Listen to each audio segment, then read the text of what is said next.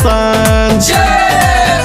संविधान मेरी जान, संविधान मेरी जान, संविधान से ही बाटे हम सबके पहचान। संविधान मेरी जान, संविधान मेरी जान, संविधान से ही बाटे हम सबके पहचान।